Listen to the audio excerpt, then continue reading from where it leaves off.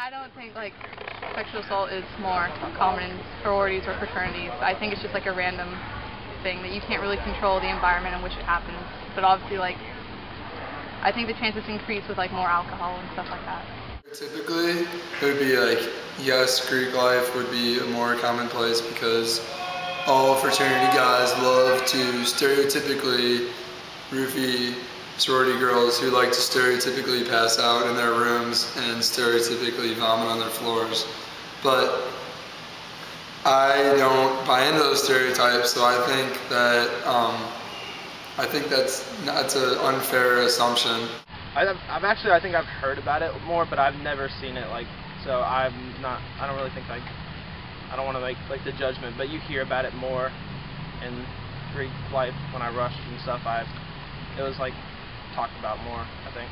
When you're in that type of environment where there's a lot of alcohol and the party scene and people are around you are drinking, it's more prone to happen. I think sexual assault is more prevalent in the Greek community. I think it is more prevalent in the Greek community. Like, if I do hear about, people being roofied or sexual violence, it always goes back to fraternities. And one of my friends actually was roofied at a rush party. So, and I've heard of like multiple instances where that happens. I do think that when you're surrounded by like your buddies, like if you're a guy and you're surrounded by your buddies, that you might be more likely to just say you look cool to them. I think it doesn't make a difference. I think that people tend to think that it's more prevalent in a certain community, but I think it's pretty much standard across campus. Sadly, because the Greek community is so isolated and they make it that way because of functions and things like that, I think it is a little more prevalent. Greeks will have more functions which will be provided with alcohol, and the incidence will increase.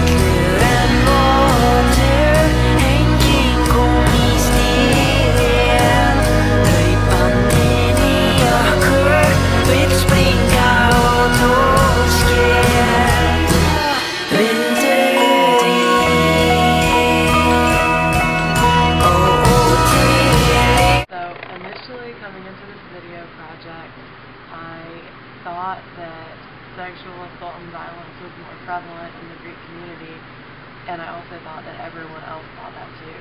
And so I think I was most shocked by the fact that when we interviewed people, especially people in the Greek community, they didn't think that it was more prevalent in their community. But knowing what we know from this class, that it actually is more prevalent in the Greek community, it kind of signaled to me that sexual violence and rape and assault and all that stuff is really normalized in the Greek community and in the college community as a whole, which is really scary.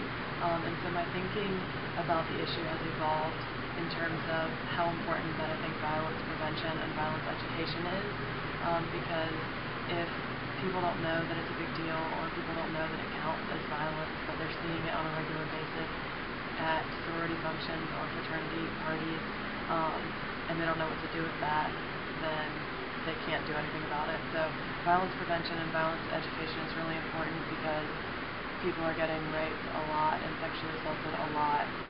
And so if we can do things to prevent violence, then it would make our college community and the Greek community a lot safer one and a lot more enjoyable to live in, to say the least.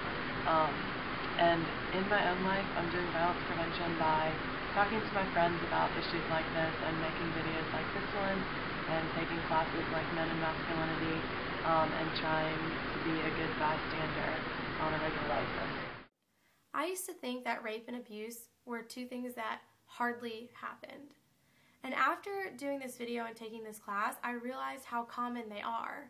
And for me to be a senior in college and just find this out now is kind of sad. So that's why I think violence prevention is really important, because it helps raise awareness for everybody, to people who don't know, to a victim who thinks that she's alone and has nowhere to go, and even to an abuser or a potential abuser, because it shows them that this isn't okay.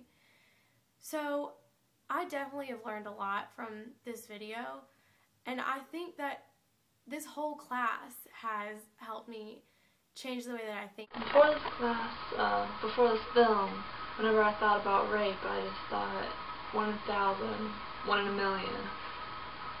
And now that I know it's 1 in 4 women that get raped even before they finish college, I guess it really hit home for me. And now I want to do more. And now I see it all the time. And I know that it was there before. It was just that I wasn't paying attention. I wasn't aware of the issue. And now that I am aware of it, I think that it's very important to spread awareness, because I feel like a lot of people around campus think that it's 1 in a million people that get raped, and it's 1 in 4. And that's really a really scary number.